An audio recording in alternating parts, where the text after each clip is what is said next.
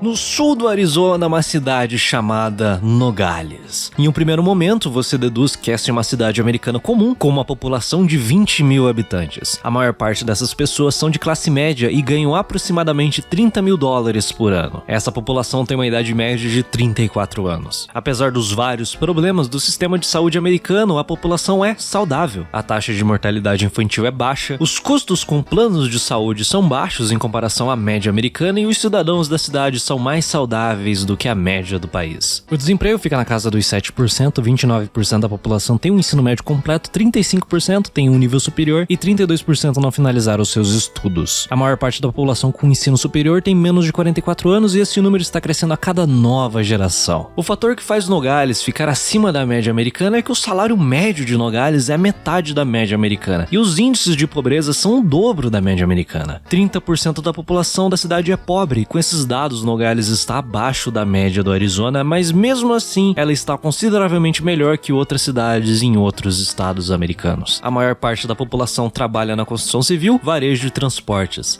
Abrir um negócio em Nogales é fácil e todo esse processo pode ser feito sem pagar propina para organizações criminosas ou ter medo da excessiva burocracia estatal. A realidade é que a cidade disponibiliza um guia com todos os passos para se abrir um negócio no site da prefeitura com a intenção de atrair mais empresas. Muitos residentes de Nogales fundaram seus negócios e grandes corporações americanas abriram suas filiais na cidade. A taxa de criminalidade é baixa, crimes violentos são raros e alguns crimes simplesmente não acontecem lá. No geral, a taxa de criminalidade de Nogales, salvo alguns momentos onde ela sobe, está abaixo da média do estado e da média nacional. A população de Nogales também tem voz ativa nas questões políticas da sua cidade, estado e país. Eles elegem um prefeito e vereadores para sua Câmara Municipal que representam os interesses dessa população e podem ser legalmente removidos por crimes ou removidos na próxima eleição. O mesmo acontece com seu senador eleito no 2º Distrito Congressional e governador e outros representantes federais. Eles fazem parte do 3º Distrito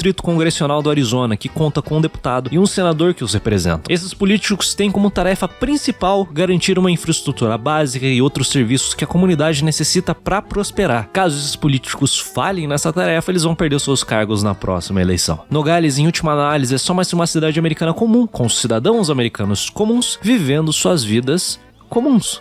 Mas há uma coisa que torna esse lugar muito especial. Saindo do McDonald's na rua Crawford, pega a primeira direita e siga pela Avenida Grand Ave. Pega a direita na rua Buenos Aires e você vai chegar no bar La Roca, que fica em Nogales, no estado de Sonora, México.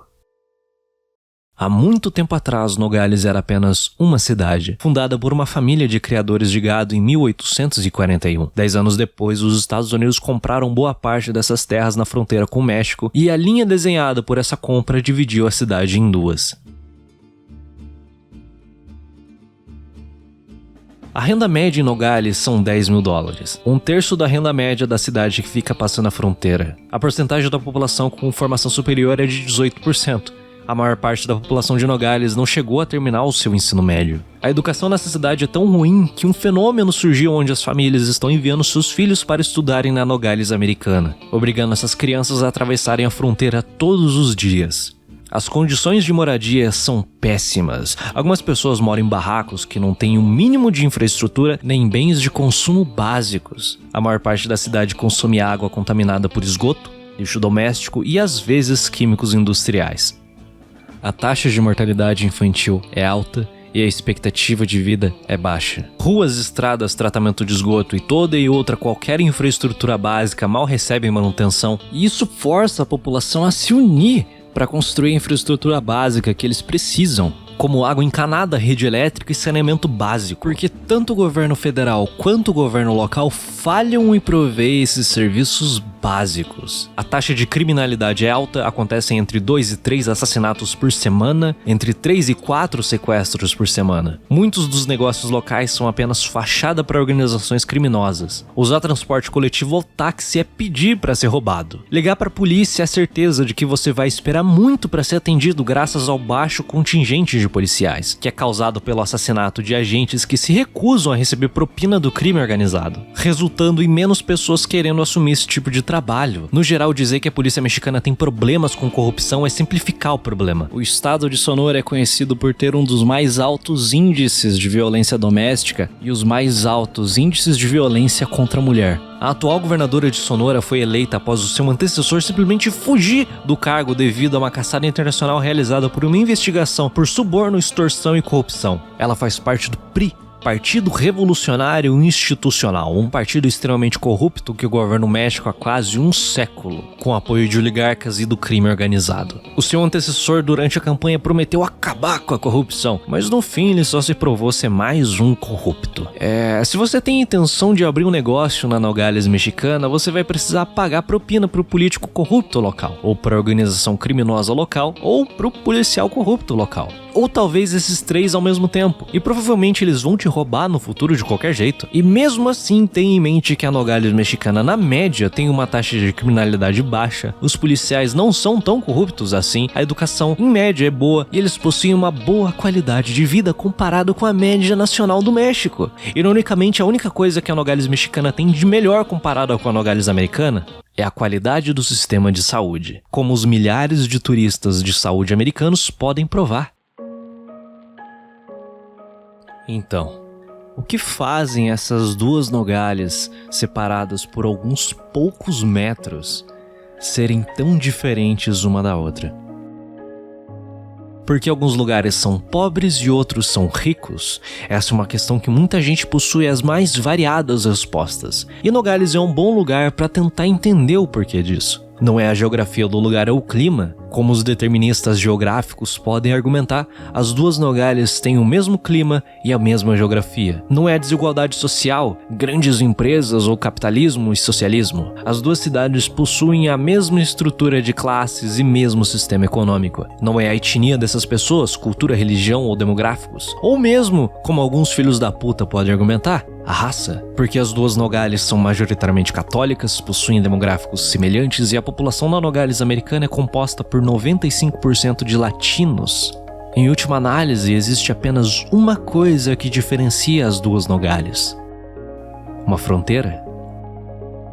Essa é uma história sobre a criação do Estado e do sistema econômico, e da falha dessas instituições. E de como o legado dessas instituições fracassadas impactam na sua vida.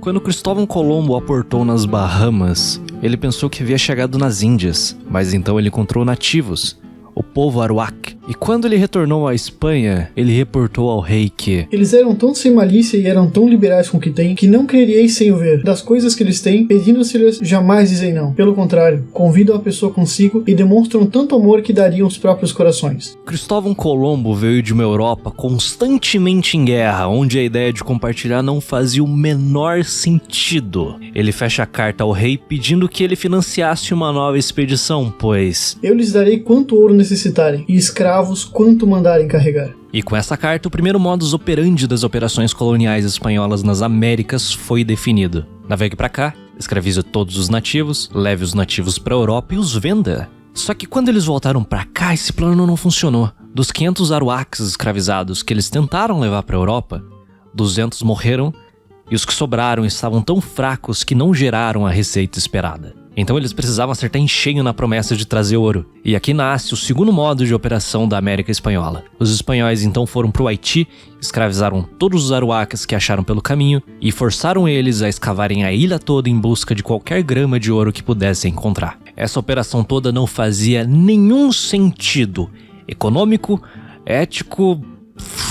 Praticamente não existia ouro no Haiti. Mas mesmo assim os espanhóis brutalmente puniram os Arawaks por não encontrar esse ouro que não estava lá em primeiro lugar. O resultado desse circo todo foi revolta, massacre e genocídio. Em apenas 2 anos, dos 250 mil Arawaks que viviam lá, metade estava morta. A reputação do Colombo com a coroa acabou, mas os conquistadores aprenderam um novo modus operandi para sua operação no Caribe. Em vez de escavar atrás de ouro que não existia, eles escravizaram os nativos e os forçaram a plantar cana-de-açúcar açúcar e café. E assim, em 1515, nascem os engenhos de açúcar do Caribe. Mas logo em 1550, os colonizadores estavam com outra bomba nas mãos. Os antes 250 mil aruaques que viviam no Haiti, apenas 500 ainda estavam vivos. E eles continuavam morrendo devido à brutalidade dos espanhóis e às condições subhumanas de trabalho nos engenhos de açúcar. E assim os nativos foram substituídos por outros escravos, sequestrados e transportados por navegadores portugueses. O modus operandi dos espanhóis evolui para o uso de escravos africanos em seus engenhos de açúcar. Esse foi o método implantado nas colônias espanholas do Caribe, e logo mais foi copiado pelos ingleses, franceses, holandeses e portugueses em suas colônias americanas. E com o passar do tempo e os espanhóis adentrando cada vez mais longe na América, eles encontravam um novo método para operar suas colônias. Um modelo para estruturar essa sociedade colonial que iria influenciar a América Latina socialmente, economicamente e politicamente até os dias de hoje.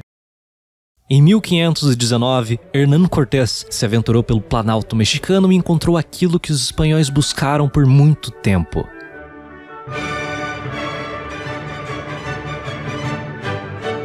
uma civilização. Os astecas não tinham só um estado, um sistema de tributação, divisão do trabalho, burocracia e o império. Eles tinham uma estrutura estatal dividida por castas, coroa, clero e guerreiros, e servos que formavam a fundação para as instituições que faziam o seu estado funcionar. E aquele era um estado feudal e uma liderança inquestionável dos reis-deuses que possuíam poder absoluto. Hernán Cortés fez aquilo que havia funcionado na Europa medieval durante séculos. Se você quer conquistar um reino, mate o rei, usurpe seu trono, assuma o controle do estado e então você se torna o rei e o país é seu.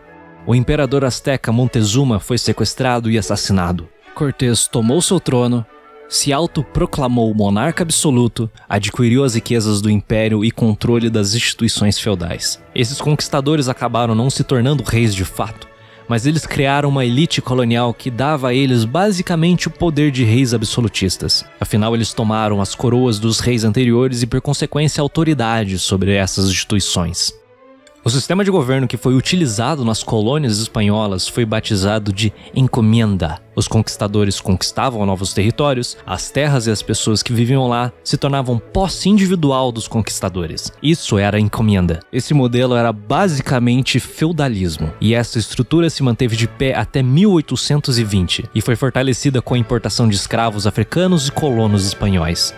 Outra ferramenta que os espanhóis desenvolveram para o controle social foi o conceito de cacique, que vem da palavra arawak casequa, que significa chefe tribal. Hoje o termo cacique está mais associado a pequeno tirano.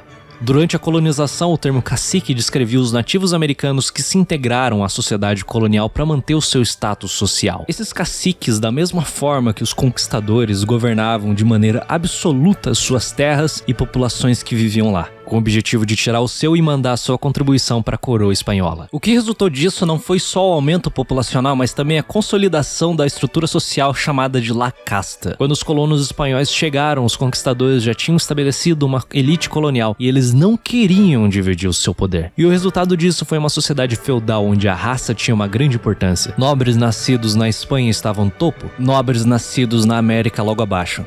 Seguido por brancos pobres nascidos na Espanha, então brancos pobres nascidos na colônia. Mestiços logo abaixo, nativos, escravos alforriados e na base da pirâmide estavam os escravos.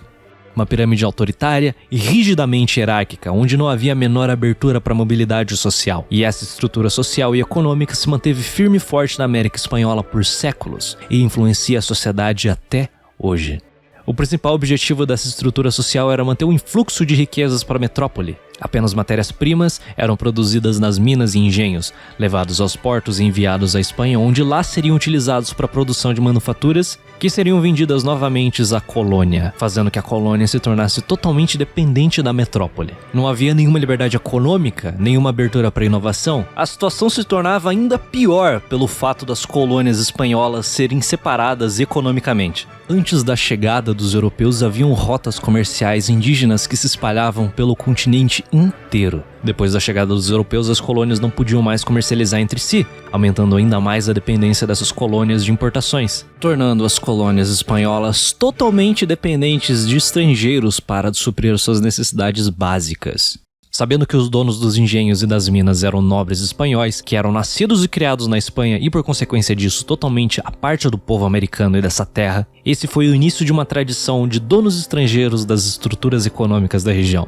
As elites coloniais, donas de todos os meios de produção, não se importavam em tratar aqueles que os serviam com o mínimo de humanidade. Essas pessoas que os serviam eram quase como estrangeiros para as elites, mesmo sabendo que essa terra era deles. Os espanhóis mantinham essas populações sob controle através do medo. Afinal, o exército espanhol garantia que esse povo não possuísse armas de fogo para se defender. Proibia a livre circulação e o comércio entre as colônias. As leis foram brutalmente aplicadas pelo punho de ferro de uma das entidades mais poderosas da história da humanidade, o Império Espanhol. Essa relação das colônias com a metrópole se tornou cada vez mais tensa, pois as elites coloniais, mesmo possuindo todos os privilégios que tinham, só podiam produzir matérias-primas e vender para a Espanha. Eles não podiam vender para outras nações, eles não podiam expandir os seus negócios e usar essas matérias-primas para desenvolver outros setores da economia. Mais tarde você vai saber das consequências dessas restrições. Enquanto isso, na Europa, as outras nações estavam com inveja. Portugal e Espanha tomaram a dianteira no processo de colonização e conquistaram as melhores partes do Novo Mundo. As melhores e mais valiosas terras para a produção de açúcar ficavam no Haiti e em Cuba, e eram dos espanhóis. Como as minas de prata em Porto-se, na Bolívia, os portugueses monopolizaram o comércio de escravos no Atlântico. Já aos franceses, ingleses e holandeses sobrou o resto para estabelecer os seus engenhos. A consequência disso foi que no início o foco dessas nações se tornou tomar parte dos lucros absurdos das colônias do Caribe através da pirataria contra a Espanha, tomando conta de qualquer ilhota que sobrou no Caribe ou mesmo conquistando os engenhos espanhóis pela força. As terras na América do Norte acabaram sendo intocadas por quase um século, porque os primeiros colonos espanhóis rapidamente perceberam que a rentabilidade das terras do Norte era só um oitavo da receita das colônias do Caribe. O Norte era visto como inóspito, improdutivo e selvagem. Mas esse lixo de lugar era a única coisa que havia sobrado. Então, no ano de 1600, os ingleses tentaram e fracassaram. Então eles tentaram de novo em 1607 com a Companhia da Virgínia. Esses colonos aportaram nas terras dos Powhatan, que hoje é conhecida como Virgínia, e fundaram a cidade chamada de Jamestown. No imaginário popular, esses colonos são descritos como colonizadores utópicos que desejavam construir uma nova sociedade. E essa é uma grande mentira. Esses colonizadores chegaram armados e com ourives com o objetivo de fazer a mesma coisa que Hernán Cortés e Pizarro haviam feito. Sequestre o rei nativo, tome conta do seu país e derreta o ouro. Mas quando eles convidaram o rei nativo, Wahhanshinakak, para uma coroação tradicional inglesa com a intenção de sequestrar ele, a resposta do rei foi literalmente essa: eu não vou morder essa isca. E então, os nativos fizeram um cerco a Jamestown. Os colonos achavam que os índios iriam alimentá-los logo após o assassinato e usurpação do trono do seu rei, como Hernán Cortés fez com os astecas. Sendo assim, eles não trouxeram nenhum agricultor ou alguém para curar a carne, nem ao menos pescadores ou algum caçador. Então esses ingleses passaram fome, incluindo os ourives. E no fim eles recorreram ao canibalismo. As sociedades indígenas na América do Norte eram completamente diferentes das sociedades do Sul. A densidade populacional do Norte era muito menor, sendo assim essas pessoas se organizavam em comunidades seminômades vagamente conectadas por confederações. Não haviam grandes populações para escravizar, ou grandes plantações para conquistar, ouro para roubar, prata para minerar, ou como fazer grandes engenhos de açúcar como as do Sul. Mas acima de tudo não havia um grande estado unitário para eles tomarem conta, porque os índios da América do Norte no geral viviam em sociedades sem estado. O modelo espanhol de colonização não ia funcionar lá. James Smith, um capitão mercenário que fazia parte do Conselho de Jamestown, foi o primeiro a perceber que o modelo sul-americano de colônia não iria funcionar na América do Norte. Ele escreveu para a Companhia da Virgínia pedindo que enviassem jardineiros, agricultores e pescadores e artesãos. E como a companhia não havia conseguido nenhum lucro com essas colônias em mais de 2 anos de existência, eles decidiram por implementar mudanças radicais. A colônia não ia mais ser governada por um conselho, em vez disso ela seria gerenciada por um único governador. Queria implementar trabalhos forçados aos trabalhadores e prisioneiros trazidos da Inglaterra. As leis da colônia seriam conhecidas como leis divinas morais e marciais. Seriam punidos com a morte aqueles que deixassem a colônia, interagissem com os nativos ou roubassem alimentos. E também seria punido com a morte quem vendesse qualquer produto feito pelos trabalhadores para qualquer um além da Companhia da Virgínia. Como a companhia não conseguia escravizar os nativos, eles passaram a explorar os trabalhadores, os pondo em dormitórios, racionando sua comida, tendo ordens específicas do que fazer. Eles cultivavam tabaco, caçavam pelas peles e extraíam madeira. Toda essa matéria-prima seria entregue à companhia do governador e enviada para a metrópole para ser vendida. Porém, isso não funcionou. As pessoas que a Companhia da Virgínia enviava para realizar trabalhos forçados na colônia eram pessoas que não eram mais bem-vindas na Inglaterra. Muitas vezes ladrões e bêbados sequestrados na Londres do século XVI. Essas são pessoas que não tinham nenhum respeito pelo Estado inglês, muito menos por uma empresa inglesa. E em uma colônia, a coroa inglesa tinha ainda menos autoridade. Os trabalhadores importados simplesmente fugiam das colônias da Companhia para além da fronteira da Virgínia. E eles estabeleciam suas próprias fazendas, com seus próprios postos avançados, suas rotas mercantis, e esses fugitivos formavam suas próprias milícias. Em vez de serem trabalhadores, eles se tornavam colonizadores. Diferente do Império Espanhol, nem a Inglaterra, quanto a Companhia da Virgínia tinha como manter a ordem. Então esse experimento de trabalho forçado sob um jugo da elite colonial fracassou. A Companhia da Virgínia novamente buscou um novo método de operação que eles iniciaram em 1619. Eles perceberam que os colonos trabalhando em suas próprias terras produziam muito mais que os trabalhadores forçados nas terras da Companhia.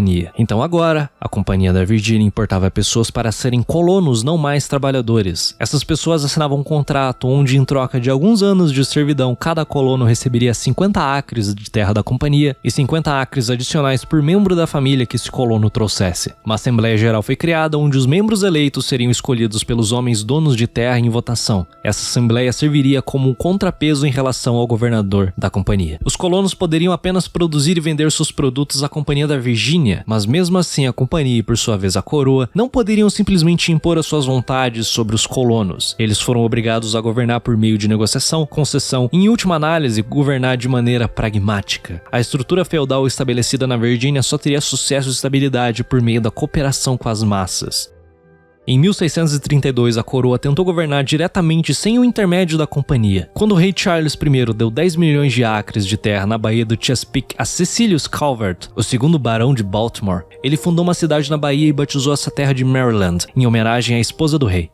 Ele tinha como objetivo criar uma sociedade latifundiária gerida por nobres aos moldes da aristocracia inglesa, onde a plebe existe apenas para servir. Mas, como aconteceu na Virgínia, esse experimento fracassou. A extensão territorial de Maryland era tão grande que, caso você não quisesse mais ser um servo nas terras que você foi enviado, era só sair de lá e ir para outro lugar. E o Lord Baltimore simplesmente não tinha o poderio militar para impedir que os colonos fugissem e se estabelecessem em algum lugar nesses 10 milhões de acres que ele possuía. Ele precisava criar benefícios para os colonos, como voz do governo. Logo mais, uma assembleia foi estabelecida em Maryland, onde os colonos votaram para se tornarem uma colônia do rei. E para remover do poder o Lord Baltimore de Baltimore. Em New England, um tipo diferente de colono havia chegado.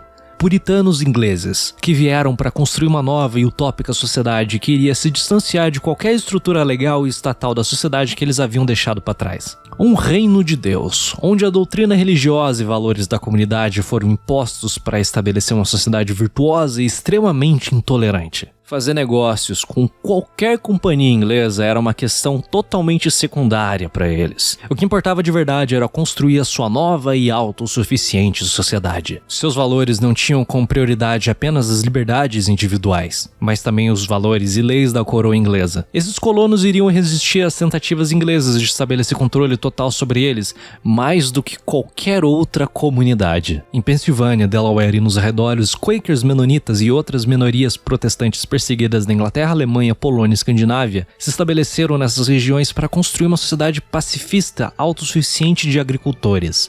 Pessoas que queriam ser esquecidas em suas comunidades com pouca ou nenhuma interferência de alguma autoridade. No sul, os donos de engenhos ingleses no Caribe expandiam suas operações para as Carolinas e Geórgia, em busca de mais terras para formar mais plantações que necessitariam de mais escravos. Esses novos colonizadores se consideravam descendentes da aristocracia inglesa normanda, que no caso, eles não eram. Eles construíram uma brutal sociedade escravista, cujo em sua fundação estaria a crueldade e o lucro. Esses colonos até professavam a sua lealdade à coroa inglesa, mas a sua lealdade estava na realidade em seus lucros. Esses colonizadores desenvolveram sua própria pirâmide social focada em controlar sua sociedade escravista, com violência implacável de sistemática opressão e crueldade. E eles iriam destruir todos aqueles que resistissem ao seu modelo socioeconômico. Enquanto isso, os Montes Apalaches foram colonizados por escoceses presbiterianos, vindos da fronteira escocesa ou das Highlands. Estruturas familiares que não podiam se importar menos com o que a coroa inglesa queria. Afinal, esses clãs passaram os últimos séculos se rebelando contra tudo o que essa instituição dizia a eles. Foi totalmente de caso pensado se estabelecer em um lugar de tão difícil acesso na fronteira das colônias. Eles queriam estar no lugar mais longe possível da autoridade inglesa para viverem as suas vidas do jeito que eles quisessem. A estrutura social e econômica que se desenvolveu lá era completamente diferente daquelas encontradas aqui na América do Sul.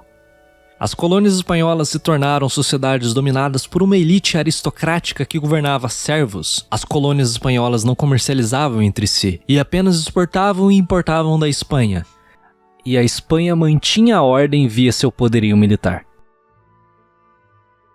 Já as colônias inglesas da América do Norte, elas comercializavam entre si, se especializaram e até iniciaram suas próprias manufaturas. Elas construíram suas estruturas culturais, sociais e econômicas e se tornavam cada vez mais independentes do Reino Unido. Uma sociedade de donos de terras se desenvolveu e eles tinham voz em como eles seriam governados, em vez de serem explorados por algum lorde. Esses donos de terras compravam seus escravos para eles mesmos explorarem, ou trabalhavam em suas terras para si mesmos. Essa história merece seu próprio vídeo. E como essas colônias estavam a um oceano de distância, a única maneira de manter o controle era através da negociação e concessão. E logo mais eles descobriram que jamais seria pela força bruta. Duas estruturas sociais completamente diferentes se desenvolveram no Novo Mundo. E alguns ingleses completamente ignorantes podem até dizer com seus sotaques snobs que a sociedade americana se desenvolveu através dos costumes ingleses, tradições e monarquia. Mas a realidade é que a sociedade americana é o resultado da revolta contra essas coisas. Mas como essas sociedades se desenvolveram de maneiras tão diferentes e por que isso importa?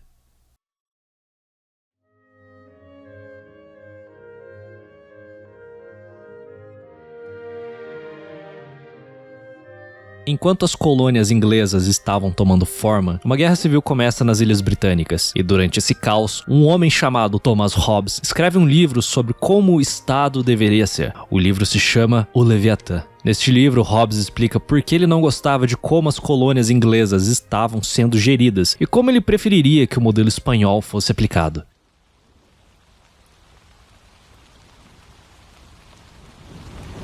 O Leviatã é uma criatura bíblica, um monstro marítimo tão poderoso que torna toda iniciativa de resistência ou luta realizada pelos humanos inútil. E para Hobbes, esse é o ideal que um Estado deve ter: ser uma poderosa força da natureza, que torna qualquer resistência fútil.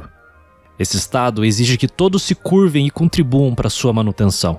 E o Estado dará segurança e bem-estar a todos eles que façam parte dele. Através do trabalho coletivo, o bem comum será preservado. E na visão de Hobbes, existia apenas uma única alternativa e ameaça ao Leviatã, que era a anarquia, ou como Hobbes chamava, war. Ele descrevia a anarquia como um constante temor e perigo de morte violenta, e a vida do homem é solitária, pobre, sórdida, embrutecida e curta. O medo da anarquia, ou sociedade sem Estado, ou war, ou qualquer porra que você queira chamar isso, de acordo com Hobbes, não vem da constante violência de todos contra todos, mas sim de... A natureza da guerra não consiste na luta real, mas na conhecida disposição para tal, durante todo o tempo em que não há garantia do contrário. E a falta da estrutura para oferecer... As paixões que fazem os homens tender para a paz são o medo da morte, o desejo daquelas coisas que são necessárias para uma vida confortável e a esperança de consegui-las através do trabalho. A anarquia, na visão de Hobbes, não poderia oferecer segurança para as pessoas, ou estabilidade econômica para a indústria e comércio existirem e prosperarem. O que Hobbes propunha era a resistência de uma Commonwealth, ou um Estado, ou um grande Leviatã, uma comunidade que buscava a ordem e o bem comum, onde todos deveriam se submeter à autoridade, e essa autoridade iria prover prosperidade e segurança a todos. Mas Hobbes estava errado. A ideia do grande Leviatã, um modelo de Estado que todos devem se submeter e servir, acabou entrando para a história como um dos mais terríveis monstros que assolaram a humanidade. A ordem em si não é um garantidor do bem-estar universal. Um Estado massivo e poderoso com uma burocracia eficiente pode simplesmente usar esse estamento burocrático para criar listas de pessoas que serão enviadas a campos de concentração, para organizar uma operação que visa privar uma região inteira de alimentos para matar milhões de pessoas de fome, ou para criar uma sociedade de constante vigilância, onde absolutamente ninguém está fora de vista do grande Leviatã. O poder per se não é inerentemente bom, muito menos o Estado é inerentemente bom. Muito menos eles são garantidores de êxito social e econômico. As leis dentro de uma sociedade só são boas se elas fazem sentido. E o Leviatã, que era um império espanhol, não propiciou nem sucesso econômico, nem segurança à sua população. Mas acima de tudo, Hobbes estava errado a respeito de sociedades sem Estado. Elas podem existir e podem sim prover tanto segurança quanto estabilidade ao seu povo para prosperar e viver. As primeiras comunidades humanas provavelmente começaram com estruturas familiares entre caçadores-coletores. Eles formavam bandos com várias outras famílias, e quando essas pessoas se assentaram durante a Revolução Agrícola, elas abandonaram o seu estilo de vida nômade para se fixar em apenas um lugar, assim desenvolvendo mitos e religiões baseadas em sua nova terra e nas características do seu povo. Criaram histórias e termos religiosos únicos para explicar a sua própria existência. Desenvolveram suas próprias expressões culturais e por meio disso se formaram tribos. Essas tribos sedentárias abandonaram a sua autossuficiência do período caçador-coletor, dando lugar à especialização, onde cada setor da sociedade dependia uma das outras, e cada setor dessa sociedade era uma réplica da outra. E o que mantinha essas sociedades unidas era a família e as suas normas sociais, tradições e religião. Essas sociedades são frequentemente romantizadas como utopias anarquistas, lugares onde a paz, solidariedade e individualismo reinam, lugares onde termos como prosperidade não fazem sentido, pois o grupo irá prosperar como um todo, ou sozinhos, ou através do seu trabalho. Mas elas irão mesmo? Na América, as colônias inglesas eram sociedades que estavam longe da autoridade do Estado inglês, sociedades com normas, tradições e religião. E o que essas normas, tradições e religião determinavam? A puritana colônia de New England era uma sociedade extremamente intolerante, um lugar onde Quakers tinham seus narizes e orelhas cortadas, o seu rosto seria marcado a ferro quente com a letra H de herege, para que eles fossem facilmente identificados caso algum dia retornassem à comunidade. Havia um tribunal da comunidade onde os juízes condenavam à morte pessoas por adultério, blasfêmia, idolatria e sodomia. O lugar onde o capitão Thomas Campbell foi preso no tronco porque depois de retornar de uma viagem de 3 anos ele beijou sua esposa em público. Na Virgínia, regras foram criadas pela pequena nobreza colonial e pela aristocracia inglesa, um lugar onde a punição por ofender um nobre era de receber 50 golpes de 20 homens. A sua língua seria perfurada e uma multa no valor de 10 anos de produção agrícola seria aplicada, e você seria exilado da Virgínia para o resto da sua vida. Nos Montes Apalaches, as normas que ditavam a vida das pessoas eram aquelas dos clãs escoceses que viviam brigando por pedaços de terra e gado. Mutilações, assassinatos e posterior retaliação em um ciclo sem fim de violência eterna. E ao sul, as normas sociais ditavam que o homem negro era um sub-humano, que a mulher negra não tinha o direito de se defender quando seu dono branco a estuprasse, e de que o homem branco deveria ser tanto dono como um ser superior e mestre de todos os negros, porque as coisas sempre foram assim, porque a Bíblia diz que é, e porque essas são as normas e tradições da civilização do homem branco. O lugar onde a regra é que a vida de uma pessoa negra vale tão pouco que ele pode ser morto por apenas olhar uma mulher branca. Uma sociedade sem Estado é uma sociedade de normas sociais e ou uma sociedade de Deus. Sendo assim, essa sociedade pode ser tão fanática quanto essas normas ditarem que ela seja em nome de Jesus Cristo ou sobre a Sharia. Pode ser uma tirania dos primos, onde noções arbitrárias de honra familiar irão limitar as escolhas e propósitos da sua vida. Pode ser uma sociedade onde as normas são ditadas por um psicopata com um chicote nas mãos. Em resumo, uma sociedade onde as normas são ditadas por aqueles com as maiores armas. Ou pode ser uma sociedade de chefes tribais, onde os seus egos e suas neuroses ditam a vida de todos sob seu jugo. Portanto, uma sociedade sem Estado, ela pode ser tão tirânica, horrenda e cruel quanto qualquer Leviatã. Uma sociedade de fanáticos violentos, donos de escravos que exigem total obediência. Enquanto você assiste esse vídeo, você pode ter começado a pensar sobre como tudo isso soa quase como uma metáfora sobre as nossas interações com mídias sociais. como as regras são vagamente definidas e as normas são ditadas por aqueles que conseguem gritar mais alto. Ou ao contrário, as gigantes do Vale do Silício se tornaram os perigosos leviatãs e que nós estamos dando poder a elas. E se você chegou a essa conclusão, calma. O que eu estou apresentando aqui não é um conceito binário. Entidades estatais e sem Estado são conhecidas por coexistir, até cooperar, mas sempre competir entre si. A história dos Estados Unidos é uma história de confederações semi-apátridas que lutaram durante séculos para se unificarem e evoluíram de sociedades de normas para uma singular sociedade de direito. Um Leviatã, mas um Leviatã que compete, luta e coopera com suas entidades de normas semi-apátridas internas. Mas o que é mais relevante para nós é que a história do Império Espanhol na América é a história do colapso de um Leviatã.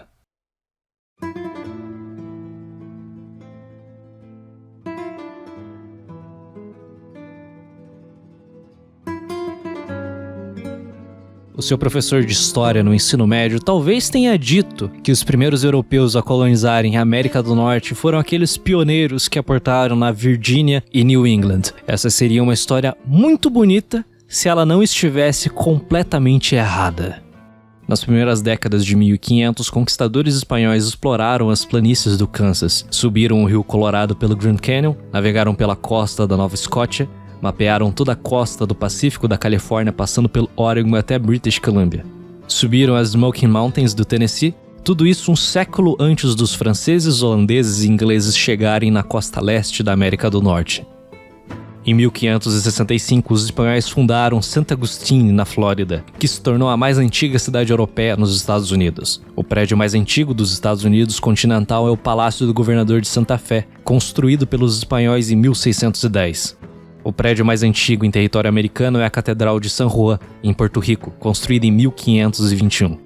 A partir do ano de 1560, os espanhóis expandiram sua fronteira norte a partir de Monterrey até Santa Fé, no Novo México. Expandiram a leste e fundaram Nacogdoches, e para oeste até chegarem na Baía do São Francisco. As terras reivindicadas na América do Norte eram tão vastas que você pode encontrar até hoje enclaves espanhóis por lá, como no Colorado e Novo México. Comunidades que até hoje preservam suas tradições da Espanha medieval, como simbolicamente crucificar um membro da sua comunidade durante a Quaresma. Comunidades que não se definem como mexicanos, mas sim como hispano-americanos. Comunidades essas muito mais antigas que as comunidades latinas que se identificam como mexicanos e que são extremamente protetores de sua linhagem espanhola de quase 500 anos. Mas essa cultura espanhola ao norte dos Zacatecas se desenvolveu de maneira muito distinta do resto das colônias. O México, ou Nova Espanha como era chamada, era a joia da coroa do Império Espanhol. Sozinha essa colônia gerava 2/3 do lucro do Império. Era a mais populosa e mais rica região do Império. Era o centro administrativo de toda a América Central, norte da América do Sul e das colônias caribenhas. Essa centralização criou uma forte estrutura governamental em sua capital. Os setores de mineração de prata, agricultura e pecuária formaram as bases econômicas para o nascimento de uma rica classe de comerciantes, que construíram uma sociedade muito mais rica que qualquer colônia espanhola, inglesa ou francesa. E lá pelo ano de 1700 era mais rica que a própria Espanha. Toda essa pujança não era pura sorte. Quando você analisa essa região durante o período pré-colonial, os nativos que viviam ali eram os mais ricos das Américas, e os espanhóis tomaram conta dessas sociedades e as expandiram e prosperaram. Mas ao norte dos Zacatecas, o ambiente, o clima, a geografia e sociedade eram diferentes. As montanhas de Sierra Madre se estendem do fértil planalto sul-mexicano até as áridas Highlands do norte, que são conhecidas como Chaparral, um ambiente seco que se estende até o deserto americano mais ao norte. Esse ambiente é árido devido à baixa precipitação durante o verão, que o torna completamente diferente do clima tropical e florestas presentes no sul. O México é uma nação dividida entre norte e sul, tanto geograficamente quanto em sociedade. A região sul e central mexicana tinham populações que viviam em cidades-estados, civilizações como as dos aztecas. Mas no norte, o clima árido tornava esse tipo de assentamento e organização social muito difícil.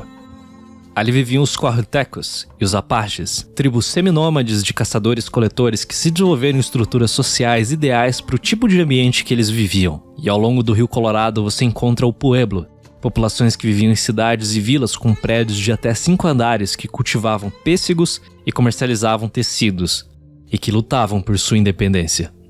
Quando os espanhóis chegaram, foi muito mais fácil assumir o controle do aparelho estatal das civilizações ao sul do que conquistar o norte, em especial os Apaches e o Pueblo, que resistiram bravamente. Essas pessoas não seriam subjugadas e assimiladas através da conquista e usurpação do trono de seus líderes. Eles viviam em uma gigantesca área que hoje compõe os estados do Texas, Colorado, Novo México, Arizona, Sonora, Chihuahua e Coahuila. Esquece as fronteiras modernas desses estados. Tenta enxergar esse território como um ambiente marcado pelas planícies secas, planaltos, desertos e alguns rios. Um território hostil que força seus habitantes a se tornar especialistas em superar os desafios que essa terra oferece. Os astecas podem ter construído uma sociedade de direito, com clero, nobreza, servos, impostos e burocracia, mas aqueles que viviam lá formavam uma sociedade de normas, tradições, família e autonomia. E os espanhóis descobriram isso da pior maneira possível. Quando a história dos nativos americanos é contada, nossa percepção moderna é dominada pela narrativa trágica, que ignora completamente a resistência e a vitória desses povos. E houveram muitas. Muitos podem não conhecer as guerras travadas entre os nativos e os colonizadores, mas os espanhóis foram derrotados nessas terras. Em 1680, as autoridades espanholas queimaram vivos xamãs dos pueblos pelo crime de heresia e resistência à conversão ao catolicismo. Os pueblos montaram um exército e expulsaram o exército espanhol de Santa Fé e do Novo México.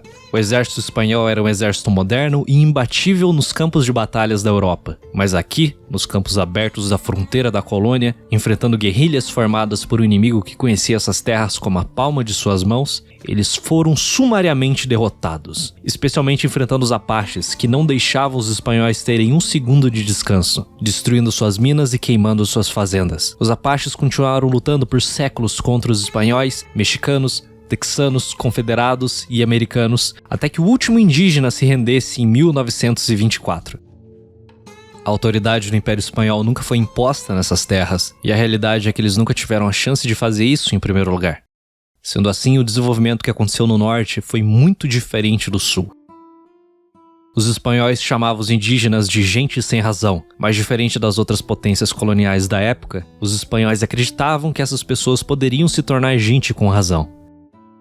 E no norte eles prosseguiram com um modelo diferente de colonização após o fracasso do anterior. Sendo assim, os espanhóis estabeleceram as missões. Operações geridas por monges jesuítas, os indígenas eram trazidos para essas vilas, também chamadas de reduções, para serem convertidos ao catolicismo e para trabalhar no curtimento de couro, mineração, oficinas, estábulos e fornalhas. Eles deveriam fazer apenas o uso do espanhol como língua sob pena de severas punições. Os índios eram chamados de neófitos durante seu tempo nas missões. E o plano era que esses monges iriam civilizar e tornar essas pessoas seres tementes a Deus e católicos leais à Espanha quando fossem libertos. Mas todavia, os monges que geriam essas reduções conseguiram auferir lucros com essa operação graças ao trabalho não remunerado que tornava altamente tentador não declarar qualquer um desses índios brutalizados nas reduções como civilizados. Haviam 18 missões no Novo México, 20 no Texas, 8 no Arizona e 21 na Alta Califórnia. Alguns exploradores franceses que haviam visitado essas missões as descreveram como: tudo isso nos lembrava das colônias escravistas no Caribe. Nós mencionamos essa dor porque havia perfeita equivalência daquilo que nós vimos. Homens e mulheres acorrentados, outros presos no tronco e tudo isso aos sons de golpes de chicote.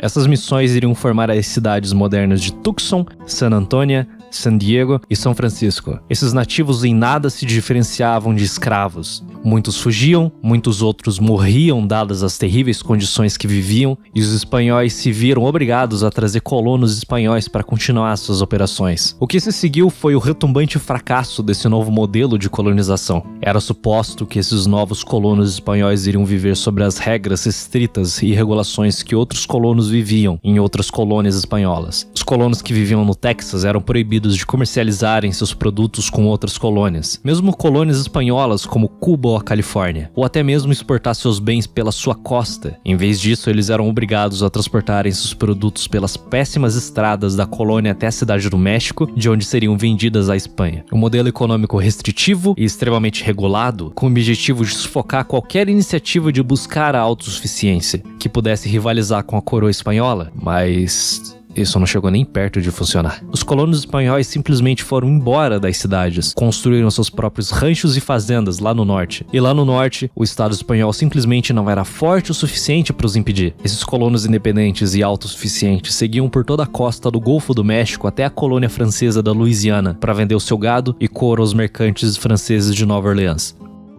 Eles também vendiam ao longo da costa aos comerciantes britânicos e holandeses, em franca provocação ao Estado espanhol e suas leis contra o livre comércio independente. Da mesma forma que as companhias inglesas da Virgínia e os aristocratas da Baía do Chesapeake, o modo de colonização baseado na conquista, subjugação e trabalhos forçados simplesmente não iriam funcionar nas fronteiras da Nova Espanha e Califórnia.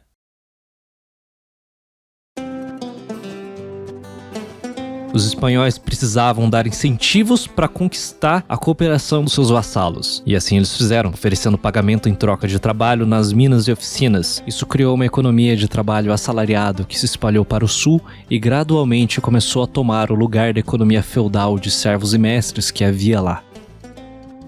No sul, isso criou uma crescente classe de ricos comerciantes. Enquanto isso, no norte, independentes estruturas políticas e sociais começaram a evoluir. Na ausência do Estado espanhol, as pessoas começaram a se organizar em estruturas comunitárias autônomas. O membro mais rico da comunidade estará no topo. Ele geralmente é o dono do maior rancho ou da maior mina da região. E ela se tornaria o benfeitor da comunidade, que iria organizar festividades, fazer caridade e resolver disputas. O termo utilizado para identificar esses indivíduos era patrão. Uma divisão começou a tomar forma entre o sul, com sua grande população, sendo a sede do governo e centro administrativo da colônia, e o norte, periférico, com sua sociedade descentralizada e autossuficiente. De certa forma, essa divisão existe até hoje, e é constantemente ignorada por forasteiros. Uma sociedade de pessoas que se distanciaram dos bispos, governantes e coletores de impostos do sul da Nova Espanha, e da Espanha em si. Pessoas que se casavam sem um padre ou uma cerimônia católica. Aqui haviam práticas religiosas que evoluíram longe da rígida doutrina católica. Essa sociedade era formada de uma maioria de espanhóis brancos em contraste com a grande população mestiça no sul. Uma sociedade profundamente desconfiada do aparato estatal centralizado, autoridades e governos, em que a família, seus valores e tradições importavam muito mais. O norte influenciou muito a sociedade mexicana, mas também a sociedade americana. Esse é o Velho Oeste que nós conhecemos da cultura popular, onde ele realmente nasceu, na colônia da Nova Espanha, não nos Estados Unidos. Aqui surgiram os primeiros cowboys, que eram chamados de vaqueiros. Eles conduziam a boiada para venda tanto no sul quanto no norte. O seu modo de falar permeou várias culturas, onde você pode encontrar sua influência direta no inglês, no momento em que os colonizadores americanos começaram a migrar para o oeste mais de 100 anos depois. O laço, lariata, chaparreas, rodeio, vaqueiro, masteno, bandoleira, estampida, rancho. Os americanos meramente adotaram as fronteiras. O México nasceu lá, foi moldado por ela, e não abandonaram elas até que elas foram anexadas.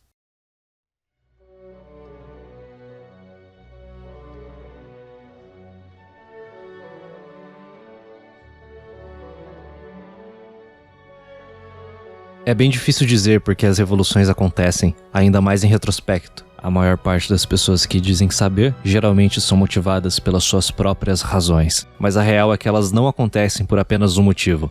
Um vendedor de frutas na Tunísia pode ter colocado fogo em seu corpo em um protesto, mas o motivo pelo qual isso tornou um gatilho de uma revolução foram décadas de fracasso econômico, corrupção, violência policial, opressão estatal, um chefe de estado estúpido e arrogante, uma juventude descontente, desemprego, educação no exterior, livre circulação de informações pela internet, e a lista continua.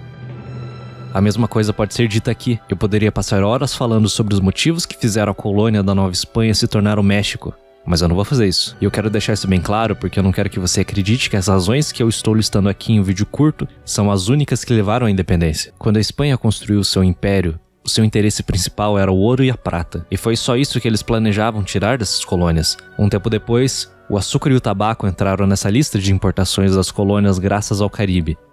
Mas qualquer outra matéria-prima foi deixada para trás. Novas economias surgiram ao redor desses outros produtos, como couro, carne e madeira, e outras commodities básicas e matérias-primas que você queira imaginar começaram a se desenvolver. E foram essas economias que contribuíram para um substancial crescimento na riqueza da colônia da Nova Espanha. chegando em um ponto que de fato a colônia da Nova Espanha acabou por se tornar mais rica que a própria Espanha. E a Espanha começou a sentir inveja desse progresso. Quando a Casa de Bourbon assume a coroa durante o século XVIII, eles começaram a impor taxas e regulações em cima dos produtos da colônia. Eles enviaram companhias como a Guipúzcoan para o Novo Mundo para tomar controle desse mercado independente em crescimento. E dessa forma que o desejo por independência nasce na América Espanhola. Murmúrios começaram a surgir pela Argentina, Peru, Colômbia e México, vindo dos ricos comerciantes e da nova elite que não iria entregar o controle de suas novas fontes de renda. Diferente da América Britânica, os valores iluministas dos filósofos não tinham muito espaço na luta pela autonomia da América Espanhola. A grande maioria desses revolucionários eram parte da elite colonial, elites que queriam em primeiro lugar manter o seu status social, poder, e o seu conflito com a Espanha surgiu desse sentimento. Uma coisa é certa, o gatilho que deu início na Revolução aconteceu na Europa. Quando Napoleão invadiu e ocupou a Espanha se torna aliado de Napoleão. O resultado disso foi um bloqueio britânico ao comércio espanhol nos oceanos. Essa ação causou um massivo dano às elites coloniais espanholas, e isso irritou eles. Como se as coisas não estivessem tensas, o governo espanhol pró-Napoleão se colocou a favor da abolição da escravidão e do fim da servidão. O discurso liberador feito pela França e a posterior aliança franco-espanhola foram eventos que deixaram as elites coloniais profundamente preocupadas. E em 1805, os britânicos afundaram tanto a frota francesa quanto a frota espanhola em Trafalgar, diminuindo drasticamente o poderio naval espanhol e, por consequência, quebrando as rotas que conectavam a metrópole às suas colônias americanas. Então, em 1806, os britânicos invadiram o Rio da Prata, onde hoje fica o Uruguai e a Argentina, onde eles foram derrotados. Não pelos espanhóis, mas sim pelo exército local e milícias. Esse evento mostrou aos colonos espanhóis que eles eram capazes de construir e comandar um eficiente exército por si próprios, sem o apoio do Império Espanhol, e de que eles eram capazes de derrotarem sozinhos uma grande potência europeia. A Espanha se bastou da França, se rebelaram e se aliaram com os britânicos na luta contra Napoleão.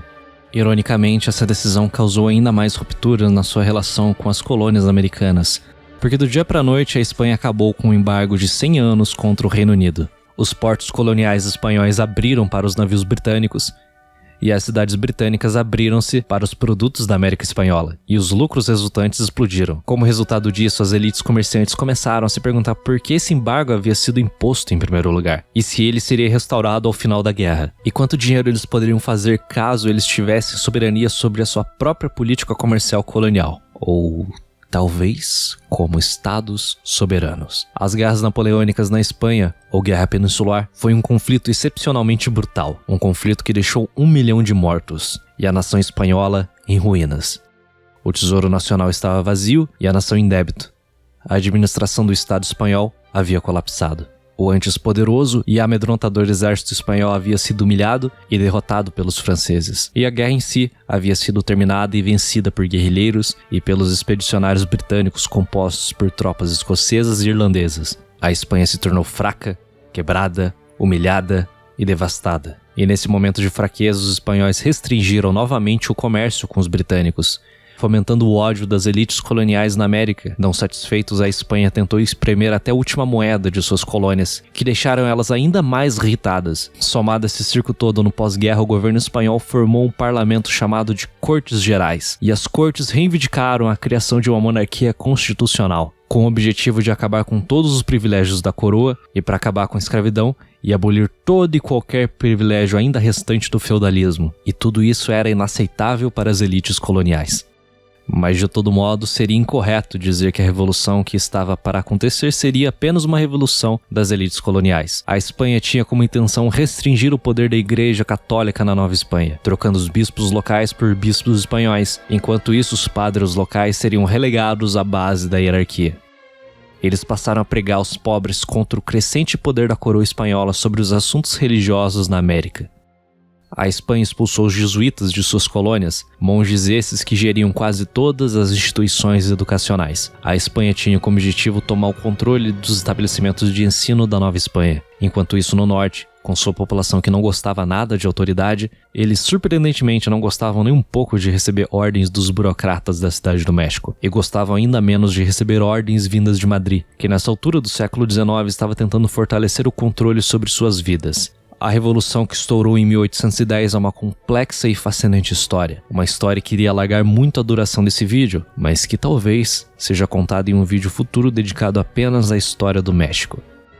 O que você precisa saber sobre isso para esse vídeo é que essa foi uma guerra brutal, uma guerra que consistia em queimar cidades, pilhar fazendas e massacres. 11 anos de uma longa guerra de independência. Essa que foi a mais monstruosa guerra comparada com qualquer outra guerra de independência na América. 500 mil de pessoas foram mortas, um número que chega perto do número combinado de mortes em todas as outras guerras de independências da América. Os espanhóis estavam desesperados. Eles não deixariam que a sua mais importante colônia se tornasse independente. Colônia essa que possivelmente era a mais importante do continente. A consequência disso foi que os espanhóis travaram essa guerra com o objetivo de conquistar a vitória total. E se isso não fosse possível, esse país seria destruído até que não restasse pedra sobre pedra. E com as seguintes derrotas, foi isso que eles fizeram. O México nasceu dessa guerra em 1821, mas não como uma república, mas sim como um império. Uma casa real foi formada pelas elites coloniais que viram a si mesmo como os legítimos governantes desse gigantesco império que se estendia da Baía de São Francisco até as florestas do Panamá. Mas tenha em mente que o México estava fraco, em ruínas, quebrado, instável e definitivamente não estava em posição de fazer valer nenhuma dessas reivindicações. As pessoas que viviam nessas terras e também os estrangeiros tomaram vantagem disso. A recém-independente Gran Colômbia convenceu o Panamá a se unir à sua federação. E quando essas ex-províncias espanholas da América Central declararam sua independência, como República Federal da América Central, o México invadiu e ocupou essa região, mas nunca conseguiu realmente estabelecer o controle sobre. Após 2 anos de independência, o Império Mexicano colapsou e uma república tomou seu lugar, e a América Central se tornou novamente uma república independente, que também por sua vez era tão estável quanto o México, e eventualmente se fragmentou e os países estrangeiros tomaram vantagem disso. Mas essa é uma história que merece o seu próprio vídeo, algum dia. O jovem Estado mexicano foi governado por uma sucessão de generais medíocres que se tornavam cada vez menos qualificados e mais autoritários. Esses veteranos da Guerra de Independência tinham como objetivo único manter a sua própria riqueza e poder. A maneira de se fazer política no México e também como o poder político era exercido e entendido se desenvolveram de maneiras totalmente diferentes de como aconteceu nos Estados Unidos. Nos recém-formados Estados Unidos, com o passar do tempo, os políticos eram vistos pelo público como meros servidores públicos. Já ao sul da fronteira, a política da República Mexicana do século XIX era controlada por juntas militares e ditaduras, e esses políticos apenas queriam assegurar o seu poder e interesses. Um clube restrito reservado à elite da sociedade com o objetivo de espremer tudo aquilo que pudesse arrancar do país. As estruturas econômicas que se desenvolveram a partir disso foram completamente diferentes. Nos Estados Unidos se desenvolveu um sistema de livre mercado aberto e inclusivo, um sistema capitalista onde qualquer um poderia abrir o seu negócio e gerir ele da maneira que quisesse. Já no México, a estrutura desenvolvida foi de um capitalismo excludente, onde operar nesse mercado era reservado às poucas pessoas que estavam no topo da sociedade. Apenas homens ricos entraram para a política mexicana, com o objetivo de assegurar suas riquezas e não para o bem da sua comunidade ou país. O México se tornou o tipo de país onde o governador de um estado coincidentemente também é o dono da maior companhia de mineração do estado, onde o seu tio é dono dos maiores ranchos do estado, e o seu irmão é apontado como chefe de justiça do estado, o seu primo é apontado como chefe da polícia, e os seus sócios se tornam um dos vários ministros do estado. Uma cleptocracia foi formada onde cumprir os interesses pessoais das elites governantes é o que importa. Esse foi o legado que o estado mexicano moderno dá continuidade até hoje. O México é um país onde as pessoas entram para a vida pública não para servir as suas comunidades e país, mas sim para enriquecer. E isso não é nada diferente dos caciques do período colonial. E a realidade é que muitos dos homens poderosos de hoje são de descendência direta daquele sistema. Mas se existe um lugar no México onde esse modelo de governo é extremamente impopular, esse lugar é o norte. Os nortenhos não gostavam dos espanhóis dizendo o que eles deveriam fazer. Eles não gostavam das elites coloniais dizendo o que eles deveriam fazer. E agora eles continuam não gostando das novas e poderosas elites da cidade do México dizendo o que eles devem fazer. Os nortenhos em grande parte viviam em suas comunidades autossuficientes de rancheiros e agricultores. Esse território se estendia da Califórnia a Sonora até o Texas. Eles tinham seu estilo de vida que evoluiu com o passar dos séculos e eles queriam mantê-lo. E durante as primeiras décadas após a independência do México, os governantes da cidade do México ignoraram os nortenhos. A Califórnia tinha uma baixa densidade populacional e era usada como uma colônia prisional. Quando o governador da Califórnia pediu recursos e materiais para aprimorar e ampliar as poucas estradas de paralelepípedo que existiam, A cidade do México enviou a eles dezenas de prisioneiros condenados e mexicanos sulistas sequestrados para construir as estradas. Mas tendo em vista que o estado da Califórnia não tinha o pessoal para controlar e administrar esse contingente, esses prisioneiros tinham a tendência de fugir, vagando pelas terras, saqueando as cidades pelo caminho e se estabeleciam em algum lugar longe das autoridades mexicanas. Esse sistema de trabalho prisional havia se desenvolvido no sul do México. Quando o estado ficou sem dinheiro para construir infraestrutura como estradas, o governo passou a usar o exército para sequestrar centenas de milhares de mexicanos inocentes e forçá-los a trabalhar nesses empreendimentos. Esse sistema foi sustentado pelo governo mexicano até o início do século XX, deixando de lado todo o caos das primeiras décadas como nação independente. E o Estado mexicano havia herdado poderosas instituições governamentais deixadas pelo Império Espanhol, que poderiam impor esse sistema no sul, mas no norte, da mesma forma que as colônias prisionais inglesas na Virgínia, isso não funcionaria lá. O melhor exemplo de quão estável, cleptocrático e falido o governo mexicano era nos seus primeiros anos de existência, basta analisar a carreira de Santa Anna. Santa Anna era o filho de um oficial e soldado no exército espanhol, estacionado na Nova Espanha. No momento que os espanhóis passaram a perder a guerra de independência mexicana, ele o trocou de lado e ajudou a estabelecer a monarquia mexicana. Ele se tornou presidente do México em 1833, mas alguns dias depois de ter deixado o cargo nas mãos de Gomes Farias, o homem que supostamente seria o novo presidente, a verdade é que o poder de verdade estava com Santa Anna.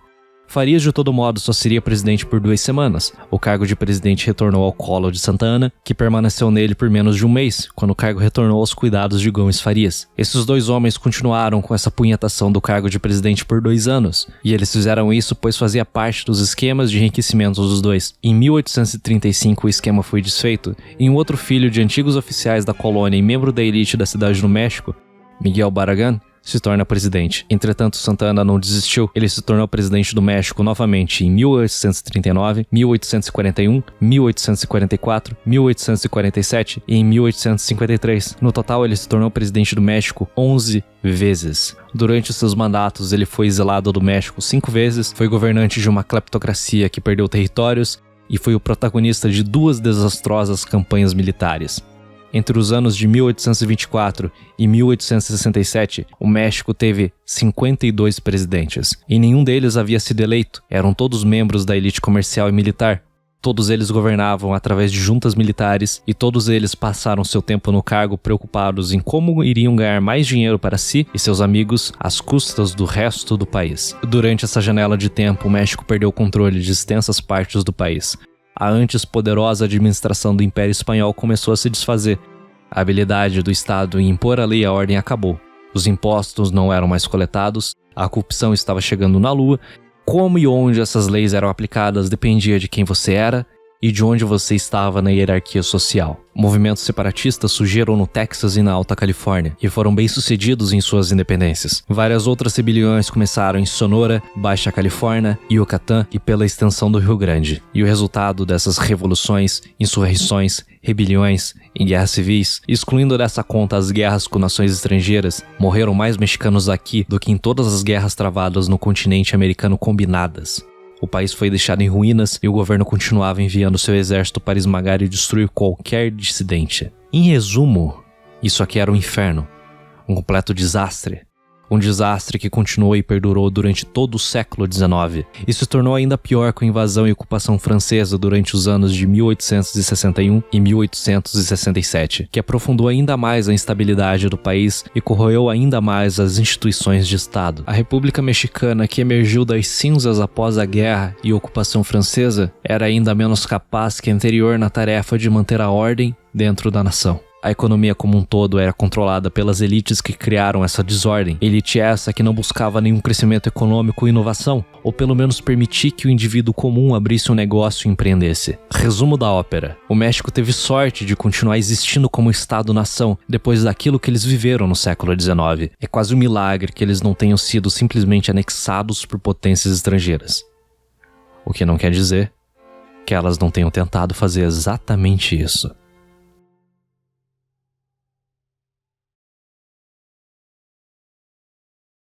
Muito obrigado por ter assistido esse vídeo até o final. Caso não tenha percebido, esse vídeo não é meu. Eu só dublei esse documentário incrível que o Kraut fez, com autorização e ciência dele. Eu peço que você se inscreva no meu canal e se inscreva no canal do Kraut, porque ele já tá fazendo as próximas 2 partes dessa série sobre o México. E caso ele autorize novamente que as pessoas dublem os seus vídeos, eu vou trazer as próximas partes em português pra vocês. Compartilhe esse vídeo com seus amigos, porque essa porra deu muito trabalho pra fazer. Many thanks also to Tsunami Music, who made music for this video. You will find a link to her SoundCloud and social media in the description. And many thanks also to contributing artists who came forward as volunteers to contribute their artwork to this video. The Turkish artists Turkbud for making the thumbnail and Alpmapper for making colonial scenes, the Chilean artist Flying Tank for colonial and Pueblo scenes, the American artist Echo, Jacuzzen and $5 Note for the Prelude, colonial scenes and El Norte scenes, the American animator Jamie Azola for 2 great animations, the Polish artist Kwadrat for a Leviathan scene, the Korean artist Teabag for redesigning the Aztec Ball and great colonial scenes, the American artist Vexisphere for North American colonial scenes, and who also happens to run a Poland Ball YouTube channel, the Malaysian artist Mrs. Human Car for several colonial scenes, the Norwegian artist Pile of Trash for making almost the entire second chapter, the Mexican artist Nomad for several scenes about northern Mexico and who also runs a Poland Ball YouTube channel, and the German artist Tanit for several scenes about the First Mexican Republic. Many of these artists are open for commission or even run their own YouTube channels. If you ever want to commission art, I highly recommend you check them out. Links to all their social media are in the description. Also, many thanks to Gunter, Liberal Sanity Project, Tingly Voice and Awful Ophelia for reading lines for this video. Links to their channels are in the description. I hope to see all of you soon again.